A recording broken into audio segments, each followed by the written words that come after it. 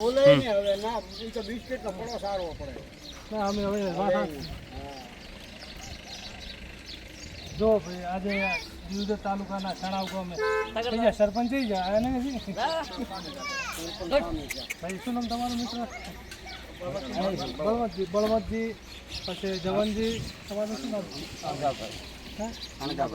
અણદાભાઈ વાજીભાઈ બળવંતભાઈ અનુપજી બાપજી દિનેશભાઈ આ બધા ગામજનોએ કીધું કે બકાભાઈ કોઈને કંઈ વ્યવસ્થા થઈ જાય એવું કરો તો આપણે દીવદર પહોંચ્યા મૂકવાનો છે. તમામ ગામજનોને પણ વિનંતી છે કે આવું જીવદયાનું કાર્ય અમારા જવનજી ભુવાજી છે અને એમના મેવાથી પહેલાં પણ એક છોકરાને જીવતદાન આવ્યું હતું અમારા ગામમાં પણ તમારા ગામવાળા એનો લાભ લીધો અને ગામમાં પણ એમ નોંધ થયું કે જવનજી ભલે સણાવ ગામમાં રહે છે એક જીવદયાનું કાર્ય કરે છે, ગૌ માતાની સેવા પણ કરે છે.